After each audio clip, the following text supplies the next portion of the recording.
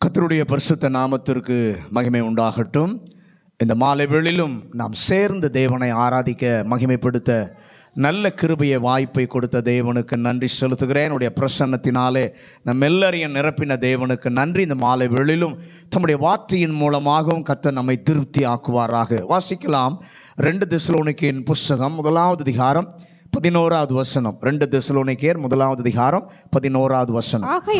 ஆகையால் நம்முடைய தேவனும் கர்த்தராகிய இயேசு கிறிஸ்துவும் அளிக்கும் கிருபையின்படியே நம்முடைய கர்த்தராகிய இயேசு கிறிஸ்துவின் நாமம் உங்களிடத்திலும் நீங்கள் அவரிடத்திலும் மகிமைப்படும் பொருட்டாக. ஆண்டவருடைய அனாதி விருப்பங்களிலே, அளவற்ற ஆசைகளிலே, அவருடைய ஆலோசனைகளிலே ஒன்று என்று சொன்னால் இங்கே சொல்லப்பட்டிருக்கிறது. 11வது வசனத்தில் வாசிக்கும் பொழுது, நம்முடைய தேவனும் நம்முடைய கர்த்தராகிய இயேசு கிறிஸ்து அளிக்கும் கிருபையின்படியே தம்முடைய கர்த்தராகிய இயேசு கிறிஸ்துவின் நாமம் உங்களிடத்திலும் நீங்கள் அவரிடத்திலும் மகிமைப்படும் பொருட்டாக. அவர் நம்மிலே மகிமைப்பட விரும்புகிறார், நாம் அவரிலே மகிமைப்பட விரும்புகிற ஒரு நல்ல கர்த்தராய் இருக்கிறார். வேதத்திலே பார்க்கும் பொழுது ஆண்டவரை ஏற்றுக்கொண்டு அவருக்குள் வாழ்கிற ஒரு கர்த்தருடைய பிள்ளையை, தேவனை சேவிக்கும் ஒரு குடும்பத்தை, கர்த்தருடைய திட்டத்தை நிறைவேற்றும் சபையை கர்த்தர் மகிமைப்படுத்தும் பொழுது அவர்களுக்கென்று 3 விதமான மகிமையை இந்த உலகத்திலே இருக்கும் போதே ஆண்டவர் தருகிறார். அந்த மகிமைகளை குறித்து காலை ஆராதனையிலே உங்களோடு கூட நான் பகிர்ந்து கொண்டேன். முதலாவது, ஆண்டவர் மகிமைப்படுத்தும் பொழுது கேளாத ஒரு மகிமையை கர்த்தர் தருகிறார். அந்த மகிமை எதினால் தருகிறார்? சந்தோஷத்தினாலே கொடுக்கிறார். அதற்கு உதாரணமாய் சாலமோனை குறித்து உங்களிடத்தில் நான் காலையில் சொன்னேன். சாலமோனுடைய ஜெபத்தில் ஆண்டவர் சந்தோஷப்பட்டார். சாலமோனுடைய ஜெபத்தை கேட்டு தேவன் மகிழ்ச்சி அடைந்தார். என்ன ஜெபம்? அந்த ஜெபத்திலே ஒரு தாழ்மை இருந்தது. 2வது, அந்த ஜெபத்தில் இருந்தது, என்னுடைய பிள்ளை முழுவதும் என்னை சார்ந்திருக்கிறான், வேறு எதையோ வேறு யாரையோ சார்ந்திராமல் உம்மாலே நீர் இதை கொடுத்தால் மட்டும்தான் இதை செய்ய முடியும், இல்லைன்னா முடியாது என்று அவரையே நம்பி இருந்த இந்த 2 காரியத்தை பார்த்த தேவன் சந்தோஷத்தினாலே, மகிழ்ச்சியினாலே அவர் சொல்கிறார், கேளாத மகிமையும் உனக்கு நான் தருவேன். அல்லேலூயா. அவர் சந்தோஷத்தினாலே கொடுக்கிறார். 2வது காரியத்தை பார்த்தோம்.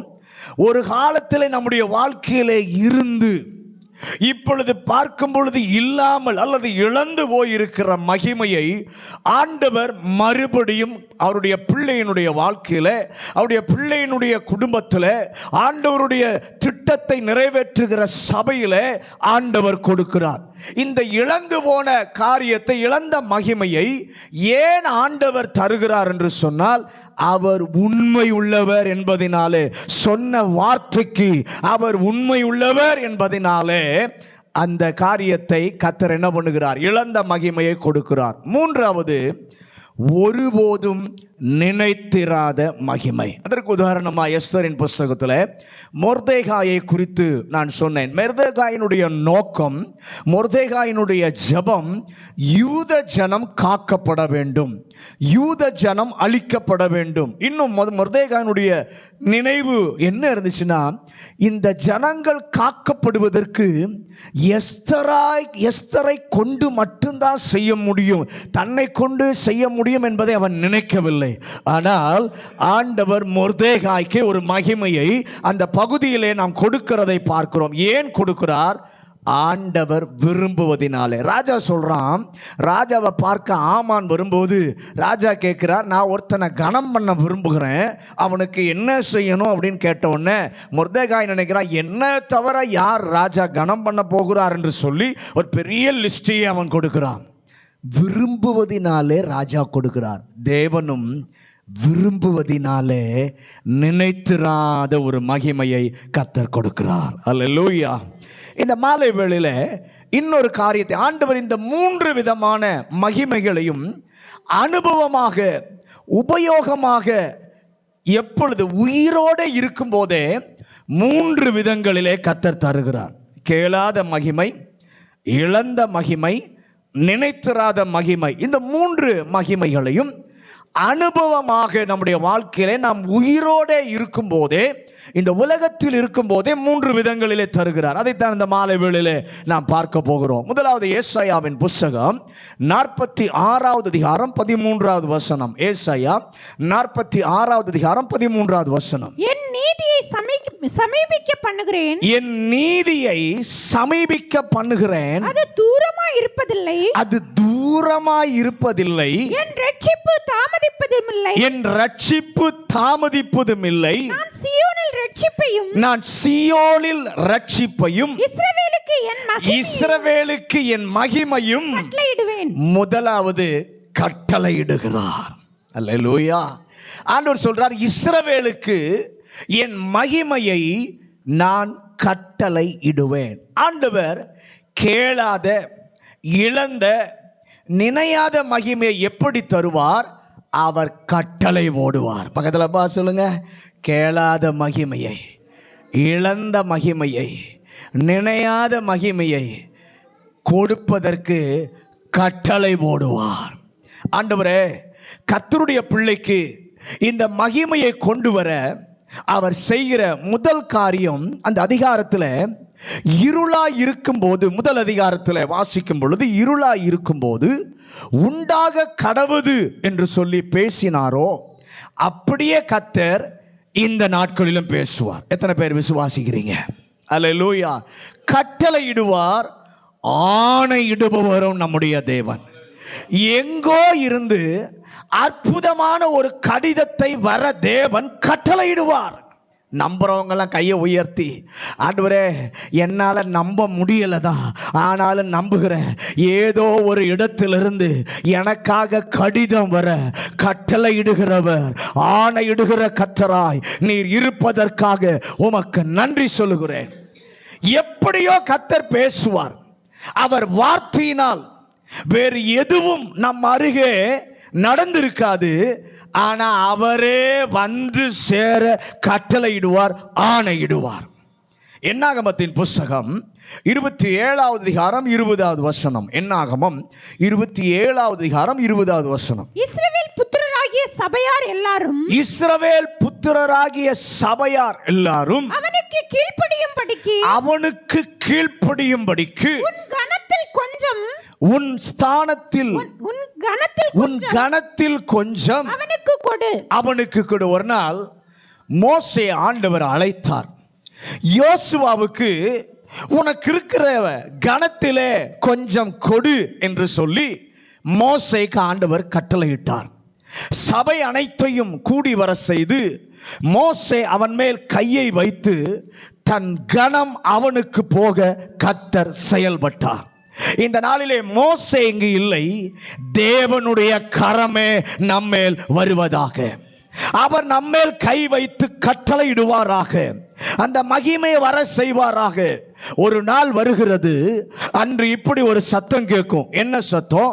50வது சங்கீதம் 5வது வசனத்தை வாசிங்க. சங்கீதம் 50:5. பலியினாலே, பலியினாலே என்னோடு உடன்படிக்கை பண்ணின, என்னோடு உடன்படிக்கை பண்ணின என்னுடைய பரிசுத்தவான்களை, என்னுடைய பரிசுத்தவான்களை என்னிடத்தில் கூட்டுங்கள் என்பார். என்னிடத்தில் கூட்டுங்கள். என்ன சத்தம் வரும்? என்னுடைய பரிசுத்தவான்களை என்னிடத்திலே கூட்டுங்கள் என்று கட்டளையிடுவார். எதற்காக? அவரோடு தம்முடைய பிள்ளைகளை அழைத்து செல்வதற்காக. அதற்காக மட்டுமல்ல. 149வது சங்கீதம் 5வது வசனத்தையும் 9வது வசனத்தையும் வாசிங்க. சங்கீதம் 149 5-9. பரிசுத்தவான்கள் மகிமையோடு கலிகூர்ந்து, மகிமையோடு கலிகூர்ந்து தங்கள் படுக்கைகளில் கெம்பீரிப்பார்கள். இந்த கனம் அவருடைய பரிசுத்தவான்கள் யாவருக்கும் உண்டாகும். அல்லேலூயா. அல்லேலூயா. 5 வசனம் சொல்லுகிறது, பரிசுத்தவான்கள் மகிமையோடே களி கூறுவார்கள். அந்த களி கூறுதல் எதனால் வருகிறது? இந்த கணம் அவருடைய பரிசுத்தவான்கள் யாவருக்கும் உரியது. சேருங்கள், எல்லாரையும் கூட்டி சேருங்கள் என்று சொல்லுவார். சேருங்கள் என்று சொன்ன பின்பு என்னோடு கூட சேர்ந்து ஆளுகை செய்யுங்கள் என்றும் அவர் சொல்ல போகிறார். ஆமென் சொல்லுங்களேன். சேருங்கள், கூட்டி சேருங்கள் என்று சொல்வது மட்டுமல்ல, அப்படி சொன்ன பின்பு சேர்த்த பின்பு சொல்லுவார், என்னோடு கூட சேர்ந்து என்ன பண்ணுங்க, ஆளுகை செய்யுங்கள் என்று சொல்வார். அன்று மட்டுமல்ல, இன்றும் எங்களுக்காக நீர் பேசுவீராக. நாங்கள் பேசி பேசி களைச்சு போயிட்டோம். பக்கத்தில் பேச சொல்லுங்க, நாம் எல்லாம் பேசி பேசி களைச்சு போயிட்டோம். நீர் பேசுவீராக. ஏனென்றால் நீர் சொல்ல ஆகும், நீர் கட்டளையிட நிற்கும். ஆதியாகமம் 41வது அதிகாரம் 41வது வசனத்தை வாசிங்க. ஆதியாகமம் 41:41. பின்னும் பார்வோன் யோசேப்பை நோக்கி பார், எகிப்து தேசம் முழுவதற்கும் உன்னை அதிகாரி ஆக்கினேன் என்று சொல்லி அவனை கர்த்தர் சொல்ல வைத்தார். அல்லேலூயா. அன்று அவனுடைய அந்த காலை நேரம் வரைக்கும் யோசேப்பு யார் என்று சொன்னால் அடிமை. ஆனால் நேரம் வந்தபோது அந்த அடிமையை பார்த்து பார்வோன் சொல்லுகிறான், இன்று முதல் எகிப்து தேசம் முழுவதற்கும் உன்னை அதிகாரி ஆக்கினேன் என்று சொல்லி நிறைவேற ஆண்டவர் செய்தார். அவர் கட்டளை இட்டிருந்தால் வந்து சேர உதவி செய்வார். இரண்டாவது ஆண்டவர் என்ன செய்கிறார்? ஏசாயா 49வது அதிகாரம் 5வது வசனம். ஏசாயா 49:5. யாக்கோபை தம்மிடத்தில் திருப்பும்படி நான் தாயின் கற்பத்தில் இருந்தது முதல் கர்த்தர் தமக்கு தாசனான என்னை உருவாக்கினார். இஸ்ரவேலோ சேராதே போகிறது. ஆகிலும் கர்த்தருடைய பார்வையில் கனமடைந்தேன். என் தேவன் பெலனாயிருப்பார். மகிமைகளை 3 விதங்களிலே தருகிறார். முதலாவது கட்டளையிடுகிறார், இரண்டாவது தம் வல்லமையை வெளிப்படுத்துவார். ஆமென் சொல்லுங்களேன். கர்த்தருடைய பார்வையிலே கனமடைவேன். கர்த்தருடைய பிள்ளை சொல்லுகிறது, ஆகிலும் என்று ஏன் வந்தது? அவர் பிள்ளைக்கு ஒரு பொறுப்பை ஆண்டவர் கொடுத்திருந்தார். பொறுப்பு என்ன? ஆண்டவரை விட்டு விலகி போன யாக்கோபை திரும்ப ஆண்டவரிடம் கொண்டு வருகிற ஒரு பொறுப்பு. இந்த பொறுப்பை நிறைவேற்ற கர்த்தருடைய பிள்ளை இறங்குகிறது. எல்லா முயற்சியும் எடுக்கிறது. விளைவு என்ன? முயற்சி எடுக்க இஸ்ரவேல் சேராமல் விலகியே போகிறது. அல்லேலூயா. அப்போ ஒவ்வொரு முயற்சி எடுத்தாலும் விலகி தோல்வி, ஏமாற்றம், விரக்தி இப்படித்தான் போய்கொண்டிருந்தது. நல்ல கவனிங்க. இப்படி போய்கொண்டிருந்த போது அந்த நேரத்தில் கர்த்தர் குறுக்கே வந்து சொல்லுகிறார், என் பிள்ளையே, நான் உன்னை மகிமைப்படுத்துவேன். அல்லேலூயா. என்று நம்முடைய தோளை, நம்முடைய தலையை தொட்டு, நம்முடைய ஆத்மாவை தொட்டு அதே வார்த்தையும் இந்த மாலை வேளையிலே சொல்லுவாராக. பக்கத்தில் இருக்க கையை கொடுத்து சொல்லுங்க, உங்கள் தோள் மேலே கையை வச்சு உங்கள் தலையை தொட்டு அதே வார்த்தையை இந்த மாலை வேளையிலே கர்த்தர் சொல்லுவாராக. அல்லேலூயா. ஆகிலும் உன்னில் மகிமைப்படுவேன். சூழ்நிலை எவ்வளவு வறட்சியாய் இருக்கலாம், எவ்வளவு விபரீதமாயும் சூழ்நிலை இருந்தாலும் கர்த்தர் அதன் நடுவிலும் நாம் நினையாத, கேளாத, இழந்த மகிமையை திரும்ப கொண்டு வர எப்படி செய்வார்? என் தேவன் என் பலனாயிருப்பார். கை உயர்த்தி சொல்லுங்க, என் தேவன் என்னுடைய பலனாயிருப்பார். இவ்வளவு நாள் முயற்சித்து ஜெபித்து பார்த்தேன், ஆனாலும் என்னுடைய ஞானத்தை நான் சார்ந்திருந்தேன். ஜெபித்தோம், முயற்சி செய்தோம், ஆனால் எதை சார்ந்திருந்தோம்? நம்முடைய ஞானத்தை, என் பலனை சார்ந்திருந்தேன். ஆண்டவரே, எனக்கு செய்வதாக சொன்னார்களே, அவர்கள் வார்த்தையை நான் நம்பியிருந்தேன். என்னுடைய உறவுகளோ, என்னுடைய நண்பர்களோ, எனக்கு அறிமுகமானவர்களோ செய்வேன்னு சொன்னாங்க பாருங்க, அதை நான் நம்பி இருந்தேன். ஒன்றும் நடக்கலை, ஒன்றும் நடக்கவில்லை. நீர் எனக்கு ஒரு வாக்கு கொடுக்கிறீர், உம்முடைய வல்லமையை நீர் வெளிப்படுத்துவீர். 89ஆம் சங்கீதம் 17வது வசனத்தை வாசிங்க. சங்கீதம் 89:17. நீரே அவர்கள் பலத்தின் மகிமையாயிருக்கிறீர். நீரே அவர்கள் பலத்தின் மகிமையாயிருக்கிறீர். உம்முடைய தயவினால், உம்முடைய தயவினால் எங்கள் கொம்பு உயரும். எங்கள் கொம்பு உயரும். வசனம் சொல்லுது பாருங்க, நீரே அவர்கள் பலத்தின் மகிமையாயிருக்கிறீர். உம்முடைய தயவினால் அவர்கள் மகிமை, அவர்களுடைய கனம் உயரும். ஆண்டவர் தம்முடைய வல்லமை வெளிப்படுத்துவார். எப்படி? நீர் அவர்களுடைய பலத்தின் மகிமையாயிருக்கிறீர். அதனுடைய அர்த்தம் என்ன?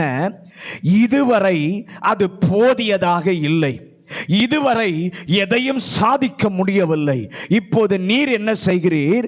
அந்த கொஞ்ச பலத்தை வைத்து மகிமை வரும்படியாக நீர் அந்த பலத்தின் மகிமையாக வெளிப்படுகிறீர். அல்லேலூயா. புதிதாக பலனை கொடுக்காமல் அதே சூழ்நிலையிலே நீர் வெளிப்படுத்துகிறீர். சொல்லுங்க பக்கத்துல பார்த்து, புதிதாக கொடுக்காமல் இருக்கிற அதே சூழ்நிலையில நீர் வெளிப்படுத்துகிறீர். அதே பலன், அதே ஞானம், அதே ஆள்தான். ஆனால் இப்போது கொம்பு உயருகிறது. காரணம் என்ன தெரியுமா? இருந்த அந்த பலத்தின் மகிமையாக நீர் உம்மை காண்பித்தீர். இல்லாவிட்டால் என்ன செய்வார்? செய்வதற்கு விசேஷித்த ஞானம், கிருபையை, பலனை தந்து தம்முடைய வல்லமையை கர்த்தர் வெளிப்படுத்துவார். ஏசாயாவின் புஸ்தகம் 60வது அதிகாரம் 14வது வசனம். ஏசாயா 60வது அதிகாரம் 14வது வசனம். உன்னை ஒடுக்கினவர்களின் பிள்ளைகளும், உன்னை ஒடுக்கினவர்களின் பிள்ளைகளும் குனிந்து உன்னிடத்தில் வந்து, குனிந்து உன்னிடத்தில் வந்து, உன்னை அசட்டை பண்ணின யாவரும், உன்னை அசட்டை பண்ணின யாவரும் உன் காலடியில் பணிந்து, உன் காலடியில் பணிந்து, உன்னை கர்த்தருடைய நகரம் என்றும், உன்னை கர்த்தருடைய நகரம் என்றும், இஸ்ரவேலுடைய பரிசுத்தரின் சீயோன் என்றும், இஸ்ரவேலுடைய பரிசுத்தருடைய சீயோன் என்றும் சொல்வார்கள். கர்த்தருடைய ஜனத்திற்கு, அந்த பட்டணத்திற்கு பெயர் என்ன தெரியுமா? குப்பை மேடு, மண்மேடு. ஆலயம் இடிபட்டது, கட்டடங்கள் இடிபட்டது, அதற்கு பெயர் குப்பை மேடு.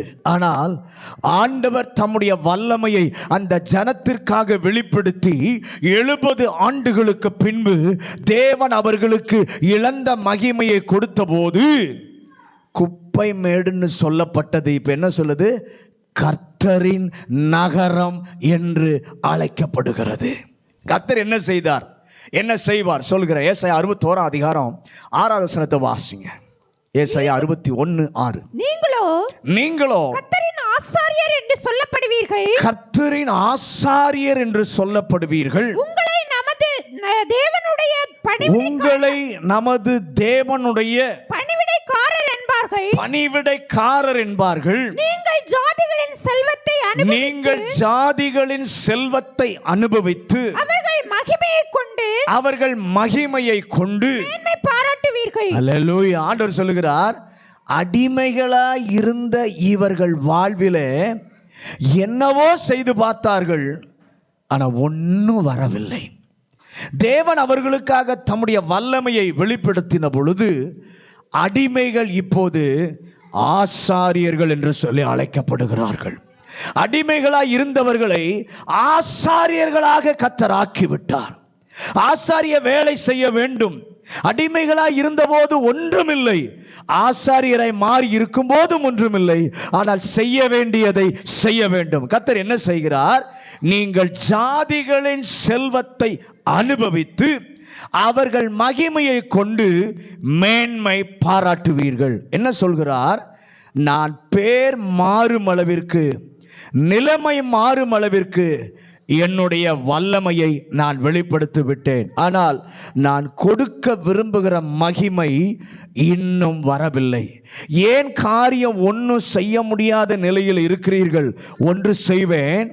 ஆண்டவரை அறியாத உலகிலே ஏராளம் பேர் பிறந்தவர்கள் மேன்மைக்குரியவர்கள் என்று சொல்லி அவர்கள் எண்ணுகிறார்கள்.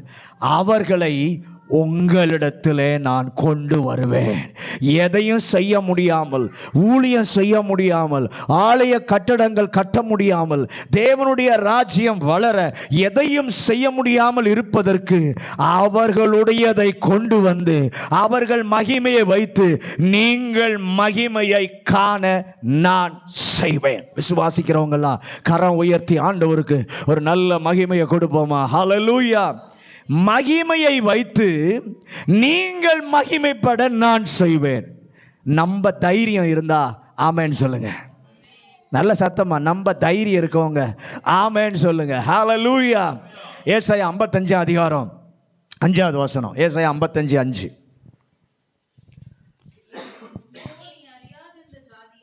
நீ அறியாதிருந்த ஜாதியை வரவழைப்பாய். உன்னை அறியாதிருந்த ஜாதி உன் தேவனாகிய கர்த்தர் நிமித்தமும் இஸ்ரவேலுடைய பரிசுத்தரின் நிமித்தமும் உன்னிடத்திற்கு ஓடி வரும். அவர் உன்னை மேன்மைப்படுத்தி இருக்கிறார். ஆண்டவர் சொல்கிறார், அவர் உன்னை மேன்மைப்படுத்தி இருக்கிறார். உன்னை எப்படி மகிமைப்படுத்தினார்? நீ அறியாதிருந்த ஜாதியை, நீர் அறியாதிருந்த ஜனம் உன்னிடத்தில் ஓடி வருவார்கள். ஏன் வருவார்கள்? அந்த சர்ச்சில் மியூசிக் நல்லா இருக்கு, அந்த சர்ச்சில் பிரசங்கம் நல்லா இருக்கு, அதற்காகவா? இல்லை. கர்த்தருடைய நாமத்தின் நிமித்தம், இஸ்ரவேலருடைய பரிசுத்தருடைய நாமத்தின் நிமித்தம் அவர்கள் அங்கே வருவார்கள். நான் விசுவாசிக்கிறேன். விசுவாசிக்கிற கையை உயர்த்தி, ஆண்டவரே எங்க பாட்டு நல்லா இருக்கு, பிரசங்கம் நல்லா இருக்குன்னு இல்லப்பா, கர்த்தருடைய நாமம் இங்கே இருக்கிறது, இஸ்ரவேல் தேவனுடைய நாமம் இங்கே இருக்கிறது. அந்த நாமத்தை தேட அங்கே வருவார்கள். அவர் நாமம் செல்லாத இடங்கள், அவரை ஏற்றுக்கொள்ள மறுத்தவர்கள், அவர்களெல்லாம் ஆலயங்களுக்கு எந்த ஸ்தாபனமோ இந்த தேசம் முழுவதோ கர்த்தர் செய்ய இருக்கிறார். அல்லேலூயா. எதற்காக?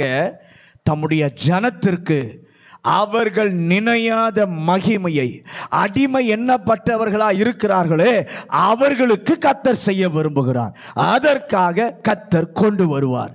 சும்மா வரமாட்டார்கள், அவர்களுடைய மகிமையையும் சேர்த்து கொண்டு வர கர்த்தர் செய்வார். அல்லேலூயா, அல்லேலூயா.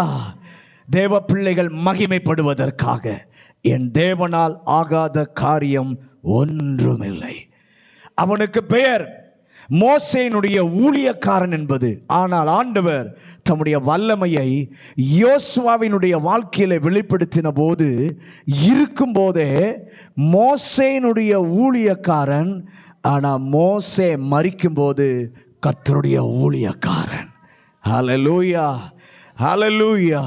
கர்த்தர் அப்படிப்பட்ட கிருபைகளை தருவாராக, தம்முடைய வல்லமையால் வெளிப்படுத்துவாராக. மூன்றாவது, சகரியாவின் புஸ்தகம் 2வது அதிகாரம் 5வது வசனம் 7வது வசனம். சகரியா 2வது அதிகாரம் 5வது வசனம் 7வது வசனம். நான் அதற்கு சுற்றிலும் அக்கினி மதிலாயிருந்து அதன் நடுவில் மகிமையாக இருப்பேன் என்று கர்த்தர் சொல்லுகிறார்.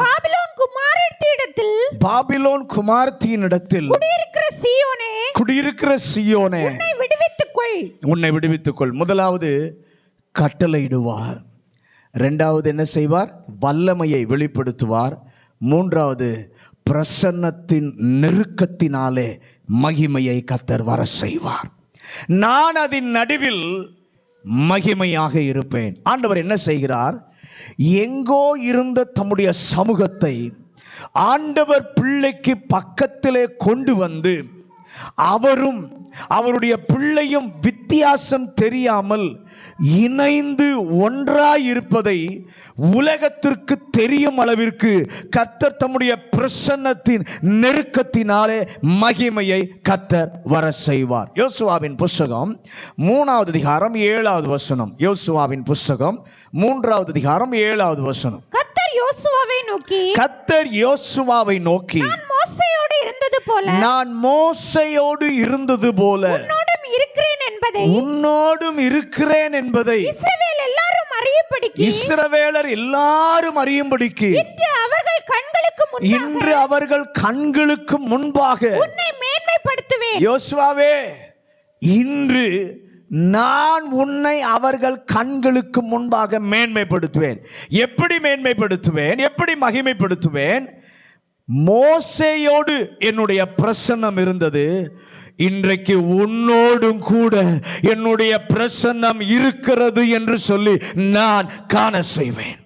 யோசுவாவின் புத்தகம் 4வது அதிகாரம் 14வது வசனம். யோசுவா 4வது அதிகாரம் 14வது வசனம். அந்நாளிலே கர்த்தர் யோசுவாவை சகல இஸ்ரவேலரின் கண்களுக்கு முன்பாக மேன்மைப்படுத்தினார். அவர்கள் மோசேக்கு பயந்திருந்தது போல அவனுக்கும் அவன் உயிரோடு இருந்த நாளெல்லாம் அல்லேலூயா. அதே நாளிலேயே கர்த்தர் யோசுவாவை மேன்மைப்படுத்தினார். மோசேக்கு பயந்தது போல ஜனங்கள் எல்லாம் எப்படி மோசேக்கு பயந்து அவர் சொன்னதற்கெல்லாம் கேட்டு நடந்தாங்களோ, அதே போல யோசுவாவுக்கும் பயப்பட கர்த்தர் செய்தார். கை உயர்த்தி, ஆண்டவரே, உம்முடைய சமூகம் என்னோடு உண்டு, நீர் என்னோடு நெருங்கி இருக்கிறீர், நானும் உம்மோடு கூட நெருங்கி இருக்கிறேன். உமக்கு மகிமை வரும்போது எனக்கும் மகிமை வருகிறது, எனக்கு மகிமை வரும்போது உமக்கு மகிமை வருகிறது. ரெண்டிற்கும் வித்தியாசம் தெரியாத நிலையிலே கர்த்தர் எங்களுக்கு மகிமையாக இருக்கிறீர், நெருங்கிய உம்முடைய பிரசன்னத்தினால். ஏசாயாவின் புஸ்தகம் 60வது அதிகாரம் 2வது வசனம். ஏசாயா 60:2. உன் வெளிச்சத்தினிடத்திற்கு ஜாதிகளும் உதிக்கிற உன் ஒளியினிடத்திற்கு ராஜாக்களும் நடந்து வருவார்கள். நல்ல கவனி, அவருடைய மகிமை உனக்கு காணப்படுவது மாத்திரமல்ல, உண்மையிலே அவருடைய மகிமை காணப்படும். அந்த மகிமையை பார்க்கிறவர்கள் நடந்து வருவார்கள். 60வது அதிகாரம் 9வது வசனம். ஏசாயா 60:9. தீவுகள் எனக்கு காத்திருக்கும், அவர் உன்னை மகிமைப்படுத்தினார் என்று உன் பிள்ளைகளையும் அவர்களோட கூட அவர்கள் பொன்னையும் அவர்கள் வெள்ளியையும் உன்னுடைய தேவனாகிய கர்த்தருடைய நாமத்திற்கென்று இஸ்ரவேலின் பரிசுத்தருக்கென்றும் தூரத்திலிருந்து கொண்டு வர தர்சீசின் கப்பல்களும் ஏற்கனவே எனக்கு அல்லேலூயா. கர்த்தர் சொல்லுகிறார், தீவுகள் எனக்கு காத்திருக்கும். ஏன் அவர் உன்னை மகிமைப்படுத்தினார்? கர்த்தர் அவர் பிள்ளைக்கு ஒரு மகிமையை வர செய்ய இருக்கிறார். எல்லாரும் சொல்லுவாங்க, கர்த்தர் உன்னை மகிமைப்படுத்தி இருக்கிறார். தயவு செய்து நீங்க வீட்டிற்கு சென்று அந்த பகுதியை ஒரு 2-3 முறை நல்லா வாசியுங்கள். என்ன நடக்கும் என்று ஆண்டவர் சொல்லுகிறார். இந்த கர்த்தருடைய பிள்ளையை சார்ந்தவர்கள் ஆங்காங்கே சிதறி இருக்கிறார்கள், ஆசீர்வதிக்கப்பட்டிருக்கிறார்கள். அப்பொழுது சொல்லுகிறார், கர்த்தர் உன்னை ஆசீர்வதித்தார் என்று சொல்லி ஆங்காங்கே சிதறி கடக்கிறவர்கள் ஆசீர்வாதங்கள் எல்லாம் ஒரு இடத்துல வந்து சேர வேண்டும் என்பதற்காக உனக்காகவே ஏற்கனவே காத்திருக்கும். நம்புகிறவங்களை கையை உயர்த்தி, ஆண்டவரே, எனக்காகவே ஏற்கனவே காத்திருக்க வைத்திருக்கிற உம்முடைய கிருபைக்காக நன்றி ஆண்டவரே. அல்லேலூயா.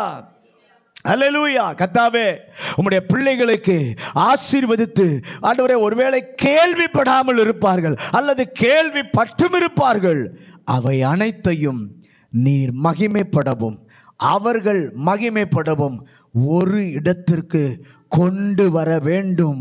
உரியவைகள், வர வேண்டியவைகள், இவை இரண்டும் கொண்டு வர வேண்டும். கர்த்தர் என்ன செய்வாராம்? அதை கொண்டு வர தெரிந்த பிறகு நீங்கள் லெட்டர் போட்டு புக் பண்ணி, பார்சல் புக் பண்ணி, கப்பல் ஆயத்தம் பண்ண வேண்டியதில்லை. ஏற்கனவே தீவுகளிலே அது காத்திருக்கும். நாளை அல்ல, நேற்றே ஆண்டவர் காத்திருக்க வைப்பார். சொல்லுங்க, பக்கத்தில் பார்த்து சொல்லுங்க, நாளைக்கு அல்ல, நேற்றே கர்த்தர் உங்களுக்காக காத்திருக்க வைத்திருப்பார். அல்லேலூயா. அதற்கு காரணம் என்ன?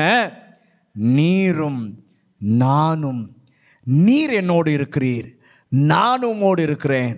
உம்முடைய பிரசன்னத்தினாலே நிறைந்திருக்கிற ஒரு அனுபவம். அந்த அனுபவத்தை எனக்கும் தாங்கப்பா. இந்த 3 காரியத்தையும் பிள்ளையினுடைய வாழ்க்கையில், சபையில், குடும்பத்தில் மகிமையை கொண்டு வருவதற்காக கட்டளையிடுகிறார். 2வது என்ன செய்கிறார்? வல்லமையை வெளிப்படுத்துகிறார்.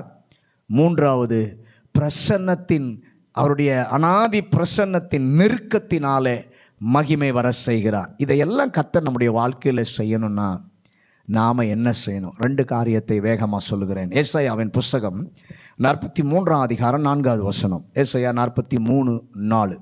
நீ என் பார்வைக்கு அருமையானபடி, நீ என் பார்வைக்கு அருமையானபடியால் கனம் பெற்றாய், நானும் உன்னை சிநேகித்தேன், நானும் உன்னை சிநேகித்தேன்.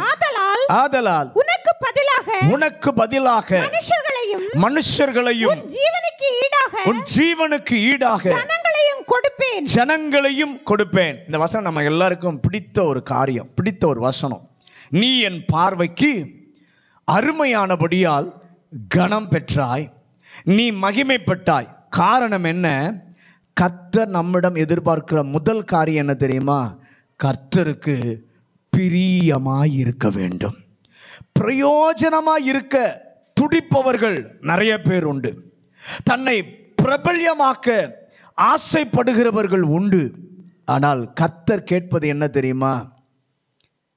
நீ ஆண்டவருக்கு பிரயோஜனமாக இருக்கணும், உபயோகமாக இருக்கணும், துடிக்கிற, நீ பிரபல்யனா ஆகணும்னு சொல்லி ஆசைப்படுகிற. ஆனால் ஆண்டவர் சொல்கிறார், நான் உன்னிடத்தில் என்ன தெரியுமா எதிர்பார்க்கிறேன்? எதை நான் கேட்கிறேன் தெரியுமா? எனக்கு பிரியமாக இருந்தால் இதை நான் கொடுப்பேன். சாலமோனுக்கு ஏன் கேளாத ஐஸ்வரியத்தை ஆண்டவர் கொடுத்தார்? அவன் செய்த இந்த ஜெபம் தேவனுக்கு பிரியமாயிருந்தது. ஒவ்வொரு காரியத்திலும் அவர் பிரியப்படும்படி நீங்களும் நானும் நடக்கும்போது ஆண்டவர் கேளாத மகிமையை தருவார், இழந்த மகிமையை தருவார், நினைத்திராத மகிமையை தருவார். பிரியமாய் நடக்கணும். பக்கத்தில் பார்த்து சொல்லுங்க, பிரியமாய் நடக்கணும். ஆண்டவர் அதை தான் நம்மிடத்தில் எதிர்பார்க்கிறார். அவர் என்ன விரும்புகிறாரோ அப்படி செய்யத்தான் கர்த்தர் எதிர்பார்க்கிறார். 2வது ரோமர் 8ஆம் அதிகாரம் 17-18 வசனங்கள். ரோமர் 8ஆம் அதிகாரம் 17-18. நாம் பிள்ளைகளானால் சுதந்திரருமாமே, தேவனுடைய சுதந்திரரும் கிறிஸ்துவுக்கு உடன் சுதந்திரருமாமே, கிறிஸ்துவுடனே கூட நாம் மகிமைப்படும்படிக்கு அவருடைய கூட பாடுபட்டால் அப்படியாகும். ஆதலால் இக்காலத்து பாடுகள் இனி நம்மிடத்தில் வெளிப்படும் மகிமைக்கு ஒப்பிடத்தக்கவைகள் அல்லவென்று. இந்த மகிமையை கர்த்தர் தரணும் என்றால் 2வது சொல்கிறார், உங்கள் வாழ்க்கையில நடந்து கொண்டிருக்கிறீர்களே, என்ன நடந்து, எதில் நடந்து கொண்டிருக்கிறீர்கள்? கண்ணீரிலே, வேதனையிலே நடக்கிறீங்களே, அதை பார்த்து அதை பற்றி பதஷ்டப்படாதே, நிதானம் இழக்காதே, முறுமுறுக்காதே.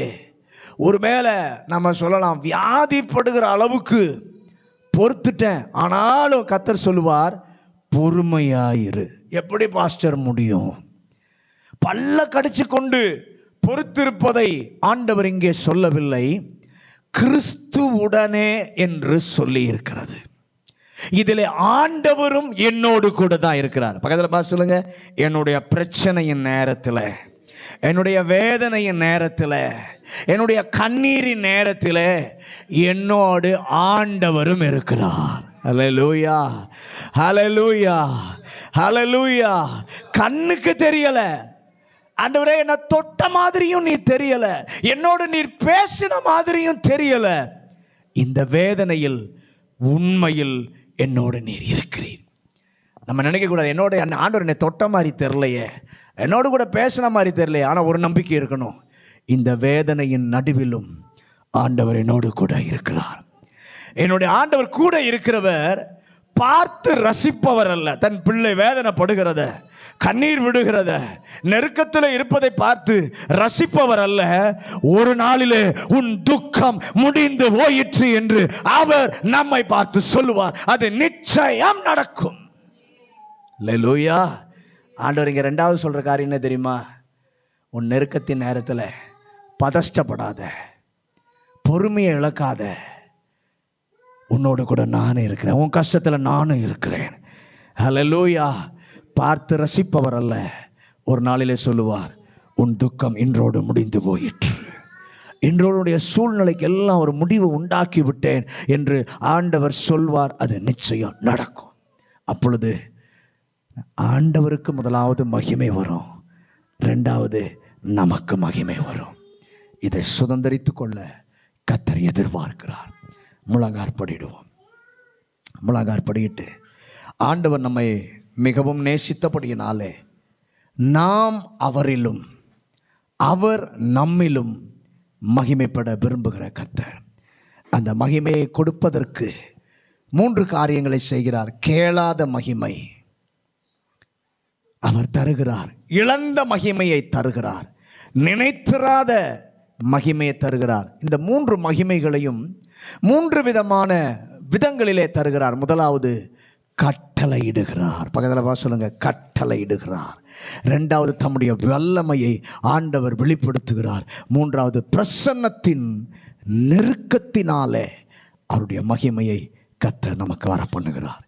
இதை ஆண்டவர் செய்ய வேண்டுமானால் நம்மிடத்தில் கேட்கிற முதல் காரியம், ஆண்டவருக்கு பிரயோஜனமாக இருக்கணும் நீ துடிப்பதை காட்டிலும், பிரபல்யமாகணும்னு ஆசைப்படுவதை காட்டிலும், நான் உன்னிடத்தில் கேட்கிற காரியம், எனக்கு பிரியமாக இருந்தால் நான் மகிமையை கொடுப்பேன். சாலமோனுக்கு ஆண்டவர் மகிமையை, கேளாத மகிமையை கொடுத்ததற்கு காரணம் அதுதான். ஆண்டவர் முதல்ல நம்மகிட்ட கேட்பது, எனக்கு பிரியமாய் நீ நட. ரெண்டாவது ஆண்டவர் கேட்கிற ஒரு காரியம், உன்னுடைய வாழ்க்கையில் நீ போய்கொண்டிருக்கிற சூழ்நிலையில் வேதனை உனக்கு இருக்குது, கண்ணீர் இருக்குது, நெருக்கம் இருக்குது, அதை பார்த்து நீ பதஷ்டப்படாதே, நிதானத்தை இழந்துராத, முறுமுறுக்காத. ஒருவேளை வியாதி மேலே வியாதி வந்து நான் பொறுத்துட்டேனே, ஆனாலும் கர்த்தர் சொல்லுவார், பொறுமையாயிரு. எப்படி பாஸ்டர் பொறுமையாக இருக்கிறதுன்னு கேள்வி கேட்காதீங்க. ஆண்டவர் சொல்கிறாரு, இதில் உன்னோடு கூட நானும் இருக்கிறேன், உன்னுடைய வேதனையில் நான் உன்னோடு கூட இருக்கிறேன், உன்னுடைய கண்ணீரிலே நான் உன்னோடு கூட இருக்கிறேன், உன்னுடைய சூழ்நிலையின் நடுவில் உன்னோடு கூட நான் இருக்கேன். ஆனால் உனக்கு கண்ணுக்கு தெரியலை. சில நேரத்தில் கண்ணுக்கும் தெரியல, ஆண்டவர் நம்ம தொட்ட மாதிரியும் தெரியல, பேசுகிற மாதிரியும் தெரியலை. ஆண்டவர் சொல்கிறார், இந்த வேதனையில் உண்மையில் உன்னோடு கூட நானும் இருக்கிறேன். இதை பார்த்து நான் ரசித்து சந்தோஷப்படுவதற்காக அல்ல, உன் துக்கம் முடிந்து போயிற்று என்று சொல்ல, உனக்கு ஒரு விடுதலை கொடுக்க உன்னோடு கூட நான் இருக்கிறேன். அப்போது ஆண்டவருக்கும் மகிமை வரும், உனக்கும் மகிமை வரும். பரலோக பிதாவே, இந்த நல்ல மாலை வேளைக்காக ஸ்தோத்திரம். இந்த மாலை வேளையிலும் எங்களோடு கூட பேச நம்முடைய நல்ல வார்த்தைக்காக ஸ்தோத்திரம். உம்முடைய மகிமையை நம்முடைய பிள்ளைக்கு, சபைக்கு, குடும்பத்திற்கு கொடுக்கிற மகிமையை வெளிப்படுத்த 3 விதங்களிலே நீர் செய்கிறீர். முதலாவது கட்டளையிடுகிறீர், உம்முடைய வல்லமையை வெளிப்படுத்துகிறீர், உம்முடைய பிரசன்னத்தினுடைய நெருக்கத்தினாலே அந்த மகிமை எங்களுக்கு வர செய்கிறீர். இதையெல்லாம் நாங்கள் பெற்றுக்கொள்ள எங்களிடத்தில் நீர் கேட்பது, எனக்கு பிரியமாய் நட, அப்பொழுது இந்த மகிமை நான் தருவேன். ரெண்டாவது, பிரச்சனை, போராட்டம், கண்ணீர் வரும்போது பதஷ்டப்படாத, பொறுமை இழக்காத, முறுமுறுக்காத. அதன் நடுவில் நீ தனிமையால, உன்னோடு கூட நான் இருக்கிறேன், உன்னோடு கூட நான் இருக்கிறேன். உன்னை நீ படுகிற காரியத்தை பார்த்து நான் சந்தோஷப்படுவதற்காக அல்ல, இது முடிந்து போயிற்று என்று சொல்லி உனக்கு ஒரு விடுதலையை கொடுத்து என் நாமம் மகிமைப்பட, உன்னுடைய பெயரும் மகிமைப்பட கர்த்தர் கூட இருக்கிறார் என்ற அந்த எண்ணத்தை நமக்குள்ளே வைக்க கர்த்தர் எதிர்பார்க்கிறார். ஆண்டவரே, அதை நாங்கள் செய்ய அர்ப்பணிக்கிறோம். வந்த ஒவ்வொரு பிள்ளைகளையும், வசனம் கேட்ட பிள்ளைகளையும் ஆண்டவரே, இந்த வாரம் முழுவதும் இந்த வார்த்தையை கொண்டு கர்த்தர் நடத்துவாராக. எல்லா துதிகான மகிமை எல்லாம் உமக்கே செலுத்துகிறோம். இயேசுவின் அதிகாரமுள்ள நாமத்தில் ஜெபிக்கிறோம் நல்ல பிதாவே, ஆமென்.